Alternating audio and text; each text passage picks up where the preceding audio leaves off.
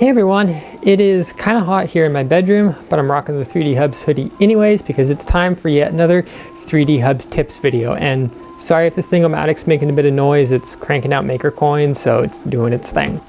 In the meantime, I received a box of prints from Lance over at NURBS. He runs his own private website and also has the 3D Hub, and was kind enough to give me permission to show you guys how to properly package up your stuff for shipping. So let's dive in.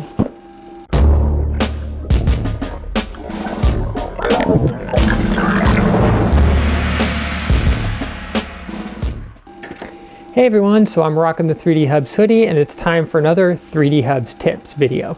This time we're going to be talking about how to package your stuff so it arrives in one piece. In this case, I got a box of prints from Lance over at NURBS. He runs his own private website and also has a 3D Hub and specializes in polyjet printing and also FDM. I use him for polyjet, so he was kind enough to give me permission to show on camera the proper way to package prints so they show up in one piece. Because I've had it happen where I've farmed work out and it's come in broken and it's not fun. So let's dive in. Okay, before we go any farther, sorry if the Thingomatic's being a little bit noisy. It's actually cranking out maker coins for me for the Maker Faire. More on that at another video. So let's dive in. So you don't have to go this fancy on your box using like tape and stuff. The main thing is what's inside and how it's packaged. So let's cut this open. Okay, so first things first is an invoice. These are nice to put in if you decide to do that. Since I ordered through his private website, that's why I got it. It varies. But another nice thing, and this is completely optional, but this is actually not a bad idea, is including some care instructions for your prints. This is actually really nice, especially if you're somebody who's, you know, doesn't know what they're doing. Just a little printout with tips and stuff is actually a very nice feature.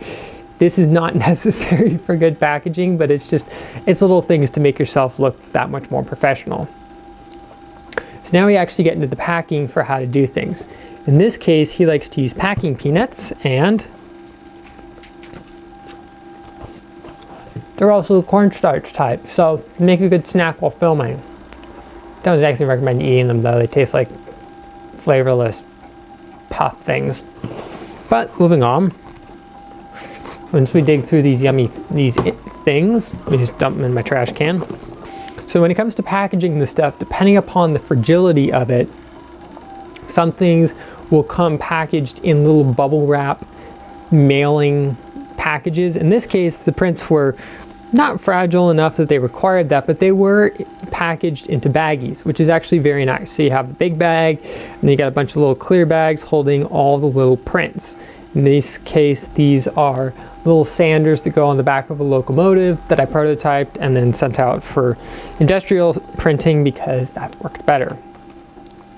So by putting things into bags, especially little stuff, it means that you don't have to worry about things getting lost in the bag. In this case, wow, this is really nice. He put all of the stuff into its own individual baggies inside of yet another bigger baggie. Wow. You really went above and beyond, Lance. Wow, I'm impressed. And then in the bottom of the box is more peanuts. So I guess the main point of what I'm trying to get at here is when you go to ship things, especially fragile items, and I've had this happen before where I farmed work out to an unnamed person, and we'll just use Wireframe Marvin here for an example. This is actually a relatively strong print, but we'll just pretend it's something fragile. Pretty much what this person did is they just took this, they wrapped it up in some tissue paper, threw it in a box. The thing bounced around and came to me broken.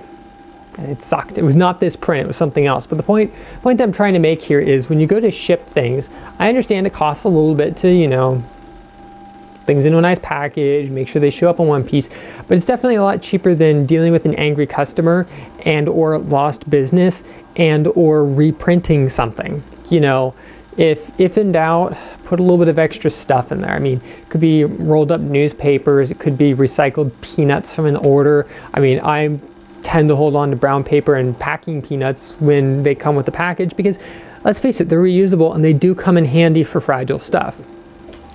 One other thing you might want to look into doing is taking and buying little bubble mailer baggies. I'll put a link to the ones that I use down in the video description. And these are nice because you can stick fragile items in there, and they've got a little self-adhesive. I like to fold them over, and it almost makes like a little sandwich for the items inside. Let me actually go grab one.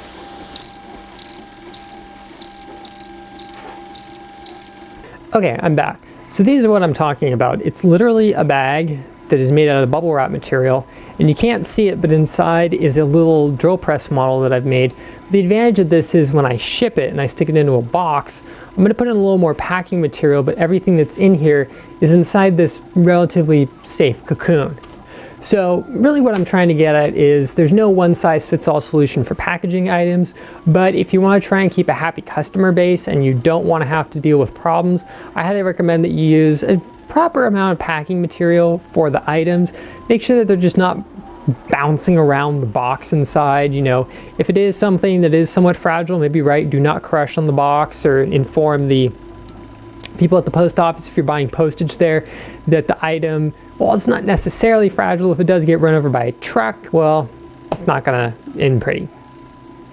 So I hope you guys enjoyed this episode of Make It with Calvin. Sorry if it's a little bit out of the usual 3D Hubs thing, but I figured it was worth mentioning, just being that some of us, including me, ship our orders out, and having an order arrive in one piece sends a really positive message to a customer, especially if it's something time critical on their end. Last thing you want is them to get the print and it's broken because it got damaged in transit because you didn't put enough packaging in.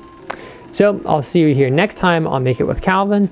As for me, I got some maker coins to deal with.